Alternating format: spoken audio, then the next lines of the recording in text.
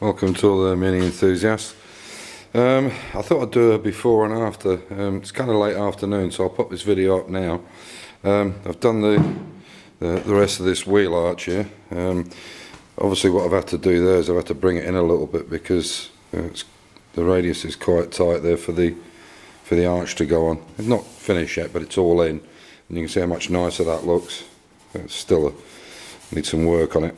The nice thing about the lead is you know, you've got maybe little bits like this. You can just put a very thin skim of filler in there, and all this is under the arch anyway. And I've just tapered it off down the side there.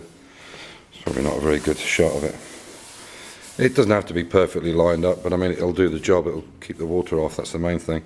On the back here, so what I'm going to do is I'm going to lead load this afternoon, and I'm going to lead load this arch completely as well. So the same thing, because you know, as I said, the tyres are so big on the Yokohama 13 inches, that all the water's being sprayed up here and makes it quite a mess. So what I'll do is I'll lead load all this. These marks here are the ones from the arches that were on it when I bought it, and obviously now I have to weld those in because they're not required. So like I said before, be a bit careful. If you buy a replacement one, just retake the old one and just make sure they line up. So I'll get all that sorted out today, and I'll try and do another video tonight just to show you. But there was a couple of things on front here. I'm gonna lead load this seam here, which most people don't do. They put silicone in it or whatever, and the silicone's not great because I think it traps water behind it, to be honest. Oh god, that airline. So what I'll do is I'll lead load all this as well. What I've done there is there's quite a sharp edge on these when they're brand new, so I've just brought that down a bit and I'll lead load this. But you need to be careful not to go too far because of the ring, so you can't have it sticking out too much. A good little technique with this, when you want to get rid of this transit paint or primer you've put on just to stop it rusting overnight, is use a bluey.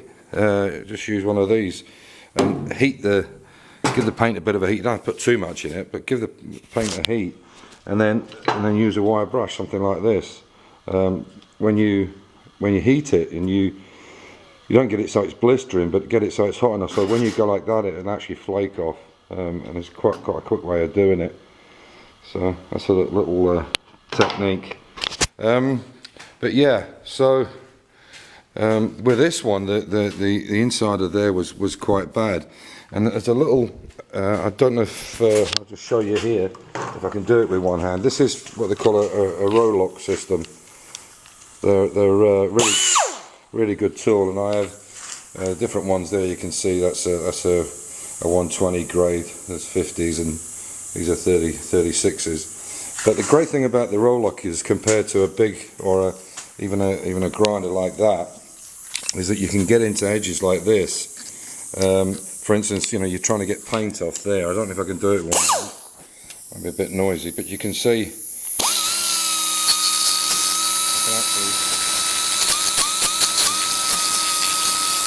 I can go side on and get it. And because it's sometimes quite difficult, because this obviously is up against the body, or otherwise it's a lot of hand work. So the nice thing about this is I get rid of all this rust. This repair that I put in here before, this was rotten, and I had to rebuild it. This is this piece here, here. You can just see it. So that'll all come under the lead loading, and it's underneath the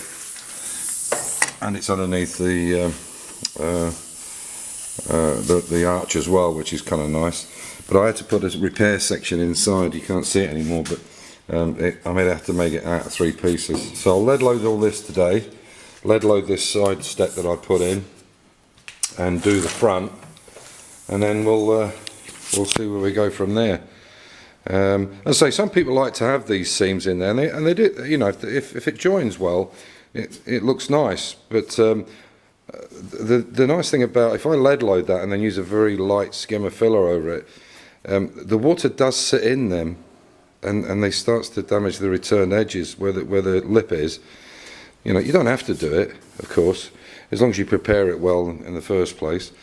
But yeah, you know, it's just something you can do. And as I say, and now when this goes on, I don't know if I can just fit this.